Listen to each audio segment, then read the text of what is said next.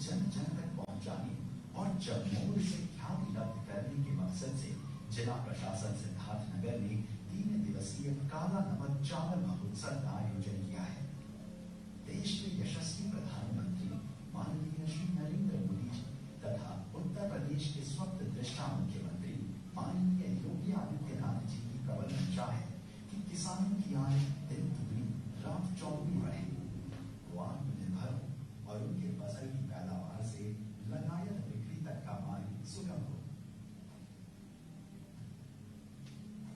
इन्हीं बुनियादी लक्ष्य के साथ काला नमक चावल महोत्सव में 10,000 से भी अधिक किसान, देश के प्रमुख चावल निर्माता और कृषि वैज्ञानिक हिस्सा ले रहे हैं।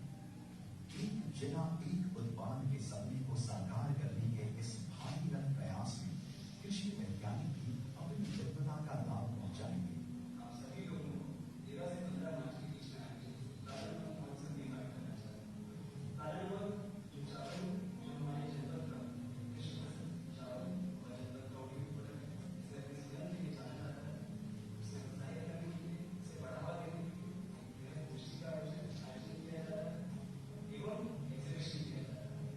इसमें हमारे साथ देश भर के जो हमारे प्रसिद्ध साइंटिस्ट, देश भर के हमारे एक्सपोर्टर्स एवं किसान सभी लोग इसमें भाग करेंगे।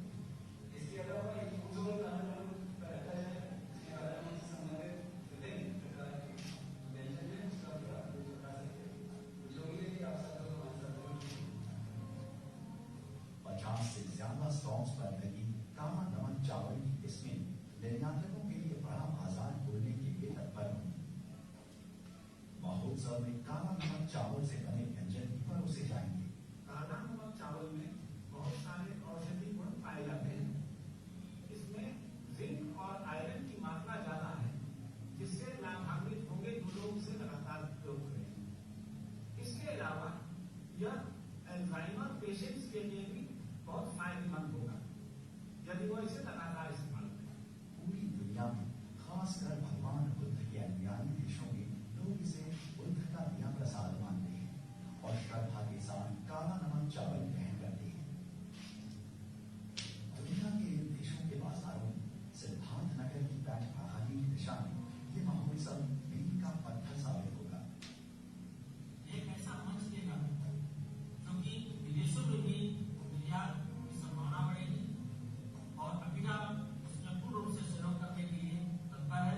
इस संभावनाओं के साथ आप सबको बहुत आगे शुभकामनाएं। किसान, ट्रेडर्स, निर्यातकों एवं मिलर्स के मिलाप से बड़े बाजार के सृजन का मार्ग बेहद सुगम हो जाएगा। अवसर है, मौका है, जरूर आइए, महोत्सव का हिस्सा बनिए, क्योंकि यदि आप कृषि निर्यात के होते अपनी स्टार्टअप से आत्मनिर्भर बनने का सपना देख रहे हैं तो ये महोत्सव आपके लिए ही आयोजन है। 13, 14 और 15 मार्च को बधाई और जानिए कि सरकार की तरफ से क्या क्या रियायतें और लाभ की पेशकश है। सिद्धार्थनगर में पहली बार काला नमक महोत्सव मनाया जा रहा है 13 से 15 मार्च। आप सभी लोगों का स्वागत है। आप लोग महोत्सव में और इस जिले में पहली बार काला नमक महोत्सव मनाया जा रहा है, जो यहाँ 13 मार्च से लेकर के 15 मार्च तक चलेगा। तो यहाँ की समस्त जनता का मैं हाथ जोड़कर प्रार्थना करता हूँ कि लोग यहाँ आए और मेले का भरपूर आनंद लें।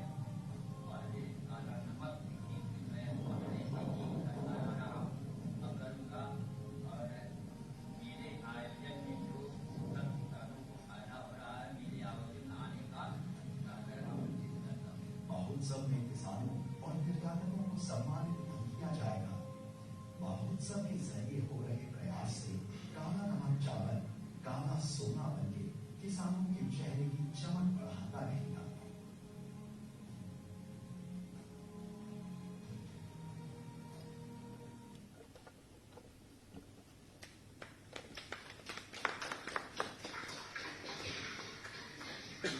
मैं आपको माननीय मुख्यमंत्री जी से आग्रह करूंगा कि वो अपना वचन देने का कष्ट करें। काला नमक चावल के महोत्सव के उद्घाटन कार्यक्रम में जनपद सिद्धार्थनगर में उपस्थित प्रदेश सरकार में मेरे वरिष्ठ सहयोगी स्वास्थ्य मंत्री श्री जयप्रताप सिंह जी, लखनऊ में मेरे साथ यहाँ पर उपस्थित बेसिक शिक्षा के मंत्री डॉक्टर सतीश चंद्र द्विवेदी जी, जनपद सिद्धार्थनगर में ही उपस्थित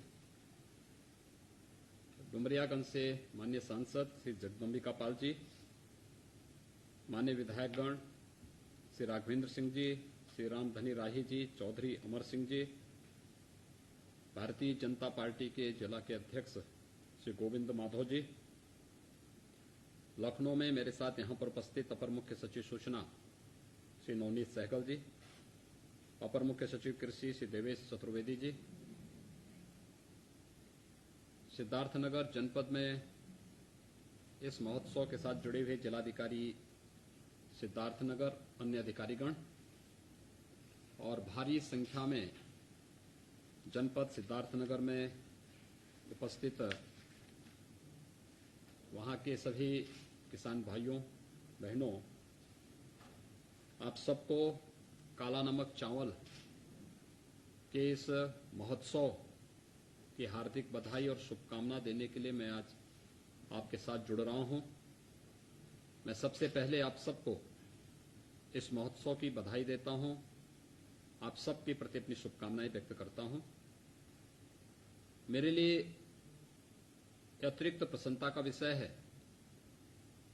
कि काला नमक चावल, जिसकी खुशबू जनपद सिद्धार्थनगर से निकल करके देश और दुनिया के कोने कोने में पहुंची है, इसे हमारी सरकार ने 2018 में एक जनपद एक उत्पाद की योजना के अंतर्गत लेकर के इस योजना में इसकी मार्केटिंग, इसकी ब्रांडिंग और इसके तकनीकी सहयोग के लिए एक मंच उपलब्ध कराया है। मुझे प्रसन्नता है कि इस मामले में दिल्ली के पूसा संस्थान के द्वारा भी और आचार्य नरेंद्र देव कृषि और प्रौद्योगिकी विश्वविद्यालय अयोध्या के द्वारा भी इस फील्ड में अच्छा काम किया गया है। आज तमाम कृषि विज्ञान केंद्र भी काला नमक चावल में नए शोध को आगे बढ़ाते हुए कार्य कर रहे हैं। काला नमक चावल आज जितना देश और दुनिया में ओडीओपी योजना के आने के बाद यह विख्यात हुआ है, इसका इतिहास उतना ही प्राचीन भी है। यानी 2600-2700 वर्षों से तो जनपद सिद्धार्थनगर से ही इसका संबंध है। ईस्वी सन की 6वीं शताब्दी में जनपद सिद्धार्थनगर के अंदर काला नमक चावल का उत्पादन होता था। उस समय आबादी कम थी, कृषि का क्षेत्रफल ज्यादा था, तो स्वाभाविक रूप से कम उत्पादन में लोग संतोष कर लेते थे। लेकिन समय के अनुरूप आबादी बढ़ी, लोगों की आवश्यकताएं बढ़ी, तो लागत ज्यादा आने के कारण धीरे धीरे करके किसानों का मोहभंग इससे होता हुआ दिखाई दिया। क्योंकि काला नमक चावल में जो सबसे बड़ी समस्या होती थी वह एक लेट वैरायटी थी और दूसरा ये लंबा होता था। जो पौध होती थी इसकी बहुत लंबी होती थी। इस संबंध में जब शोध किया गया, कृषि वैज्ञानिकों ने काम किया, तो वैरायटी में व्यापक सुधार किए गए, उत्पादन क्षमता को बढ़ाया गया, उत्पादकता को बढ़ाया गया, लागत को कम किया गया। जो लेट वैरायटी थी इसमें 160 से कम दिनों में कैसे इसको ये तैयार हो सकती फसल, इस संबंध में कार्य हुआ। और साथ साथ यह भी तय हुआ कि इसकी पौध जो बहुत लंबी होती है और जब पानी का झोंका चलता है तो उसमें फसल इसकी गिर जाती थी, जो काफी नुकसानदायक होती थी। इसमें काफी सफलता मिली है और आज इसका परिणाम है कि फिर से, यानी अगर हम काला नमक चावल के इतिहास के बारे में देखेंगे तो आजादी के पहले के बारे में यह मान्यता है कि जनपद सिद्धार्थनगर और उसके आसपास के क्षेत्रों में 22,000 हेक्टेयर में यह फसल पैदा की जाती थी। लेकिन जो अन्न बताया गया था कि जिंक 21.5% इसमें है, 12% से अधिक आयरन की मात्रा इसमें है। यह चावल ओमेगा 3 और ओमेगा 6 जैसे लाभदायक वसा से भी युक्त ये माना गया है। ये कई प्रकार से सॉफ्ट चावल भी है, बहुत स्वादिष्ट होने के साथ साथ टेस्टी भी है। ये बहुत सारे कारक हैं जिसके कारण इसकी लोकप्रियता देश के अंदर भी और दुनिया के अंदर भी बढ़ी है। किसानों की आमदनी को दुगना करने के आदरणीय प्रधानमंत्री जी की जो मंशा है, उस मंशा के पीछे बहुत स्पष्ट हेतु है कि हम फसल की लागत को कम करें और उत्पादन क्षमता को बढ़ाएं। जहां पे किसानों ने कुछ अच्छे प्रयोग किए हैं, हमारे प्रगतिशील किसानों ने इस फील्ड में बहुत अच्छे काम किए हैं, और मुझे प्रसन्नता है कि काला नमक चावल भी उससे अछूता नहीं रहा। आज उसी का परिणाम है कि पिछले 3-4 वर्षों के अंदर ही इसका दायरा काफी बड़े पैमाने पर बढ़ा है। ये केवल एक उदाहरण मात्र है। ये महोत्सव एक मंच का काम करेगा काला नमक चावल की दिशा से। यह इसकी ब्रांडिंग का एक आधार बनेगा, इसको एक मार्केट देगा और लोगों के मन में एक नया विश्वास भरेगा, जहां यह महत्वपूर्ण है। मुझे प्रसन्नता है कि प्रदेश के हमारे प्रगतिशील किसानों ने इस फील्ड में अलग अलग क्षेत्रों में अलग अलग काम किए हैं। आपने पिछले दिनों आदरणीय प्रधानमंत्री जी के मन की बात की कार्यक्रम में उस किसान परिवार की एक बेटी के उस सफल प्रयोग को सुना होगा, जो स्ट्रॉबेरी के उत्पादन के माध्यम से उसने कई गुना लाभ कमाया है। ये परिवार झांसी का है। आप बुंदेलखंड के बारे में जानते ही हैं कि बुंदेलखंड की धरती सूखे की चपेट में अक्सर रहा करती थी, लेकिन बुंदेलखंड में कैसे परिवर्तन लाया जा सकता है? स्ट्रॉबेरी के माध्यम से। एक किसान परिवार की एक बेटी ने पहले स्ट्रॉबेरी को छत पे उत्पादन किया, बाद में अपने 1.5 एकड़ के रकबे में स्ट्रॉबेरी का उत्पादन करके 42 लाख का प्रोडक्शन किया। 6 लाख की लागत थी, 36 लाख का नेट प्रॉफिट उस किसान परिवार को होता है। ऐसे ही सुल्तानपुर का किसान, जहां पर उन्होंने ड्रैगन फूड के माध्यम से नया लाभांश कमाना प्रारंभ किया है। और भी हमारे बहुत सारे प्रगतिशील किसान हैं जो इस फील्ड में अच्छा काम करते हैं, अच्छा काम कर रहे हैं, और खेती के विविधीकरण की तरफ जाकर के किसानों को कम लागत में अधिक से अधिक उत्पादन के माध्यम से कई गुना दाम देने के लिए पूरी तत्परता के साथ कार्य कर रहे हैं। ऐसे जो अच्छे मॉडल हैं, सक्सेसफुल कार्य करने वाले जो लोग हैं, जो प्रगतिशील किसान हैं, जिन्होंने अच्छे मॉडल खड़े किए हैं, इसे हमें समाज के सामने भी लाना होगा।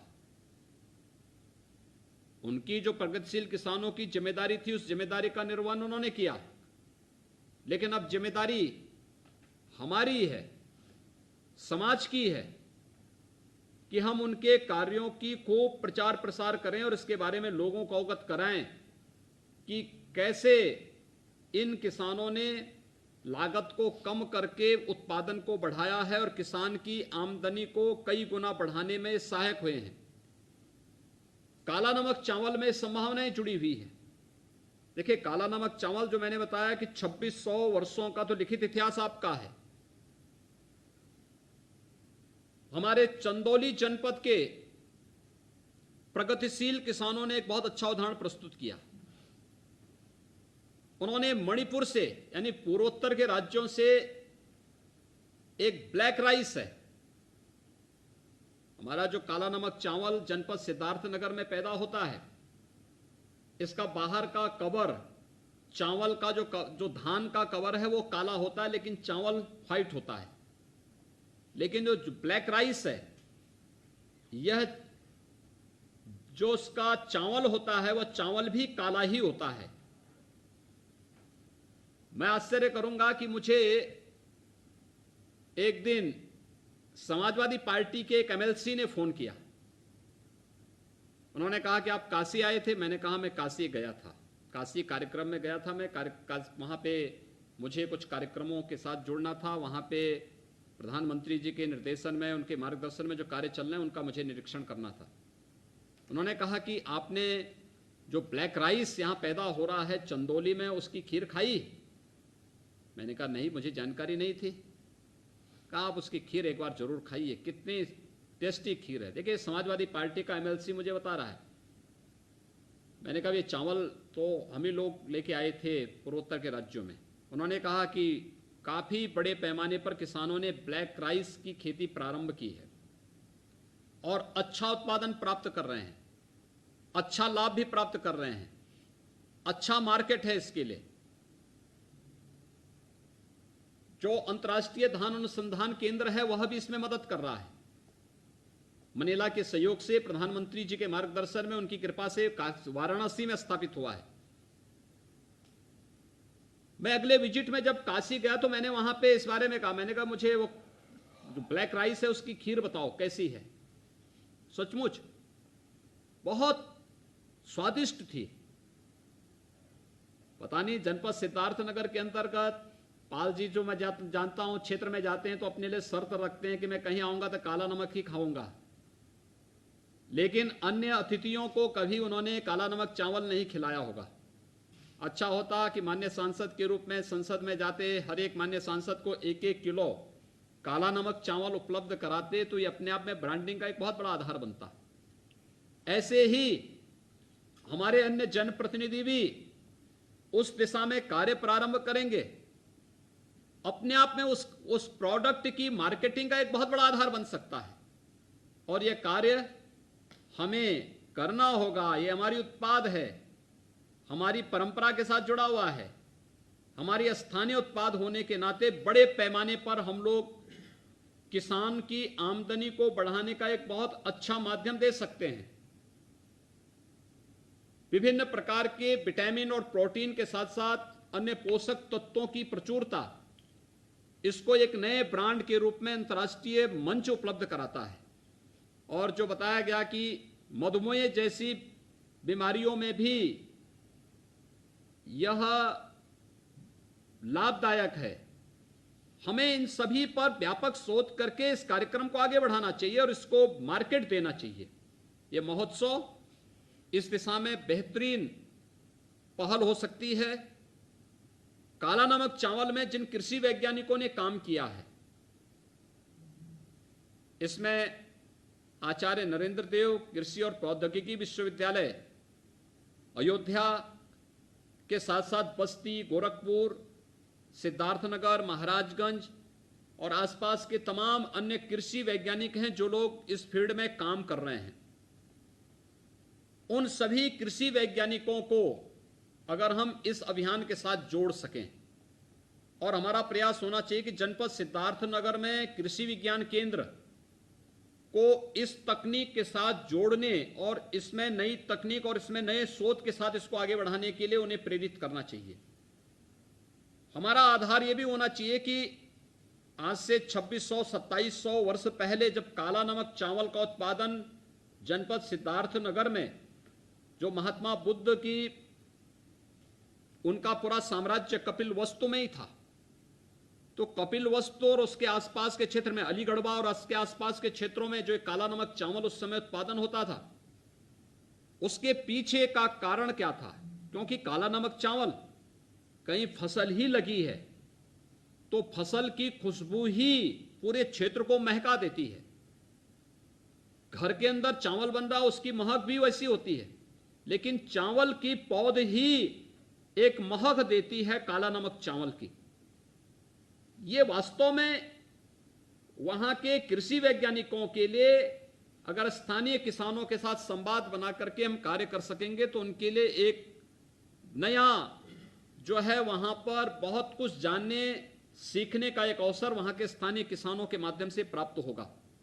काला नमक चावल कि इस महोत्सव के माध्यम से ये महोत्सव अपने लक्ष्यों को प्राप्त करेगा। जनपद सिद्धार्थनगर के साथ साथ नेपाल की तराई से जुड़े हुए क्षेत्रों में भी यह एक बड़ा कार्य करेगा। मुझे प्रसन्नता है कि आज एक CFC ODOP योजना के अंतर्गत जनपद सिद्धार्थनगर के लिए वहां पर स्वीकृत हुआ है, जिसकी लागत 6 करोड़ 39 लाख रुपए की है। और इसमें जो SPV है Siwan Siddharthnagar agriculture producer company के साथ में, इसमें प्रोसेसिंग मिल और वेयर हाउस के साथ ही ये सभी योजनाएं वहां पर लागू होंगी। आज यह भी वहां पर जनपद सिद्धार्थनगर के लिए मिल रहा है। मैं ODOP योजना के अंतर्गत जो हमारे अपर मुख्य सचिव हैं, विभाग के अन्य अधिकारीगण हैं, कृषि विभाग से जुड़े हुए हमारे अपर मुख्य सचिव और अन्य अधिकारीगण हैं, या जनपद के अंदर भी जिलाधिकारी, मुख्य विकास अधिकारी और अन्य अधिकारीगण हैं, हमारे जनप्रतिनिधिगण, इन सबसे मैं आग्रह करूंगा मार्केट लिंकेज इसका जरूर दें।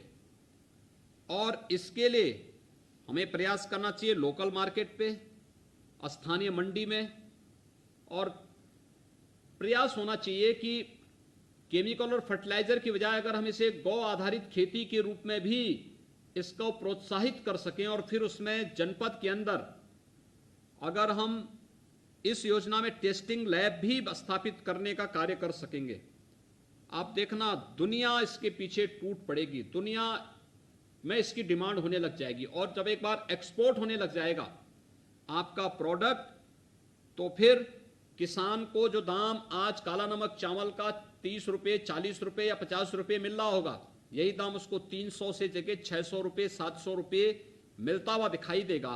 और ये लाभ किसान को सीधे मिलेगा। मार्केट से जोड़ने की बात हम इसीलिए कर रहे हैं, और इस दिशा में एक नया प्रयास प्रारंभ होना चाहिए। मुझे आज के इस महोत्सव को शुभारंभ करते बहुत प्रसन्नता की अनुभूति हो रही है। महात्मा बुद्ध की धरती से काला नमक चावल की खुशबू देश और दुनिया के कोने कोने में पहुंचे, इस दिशा से यह महोत्सव उपयोगी साबित होगा।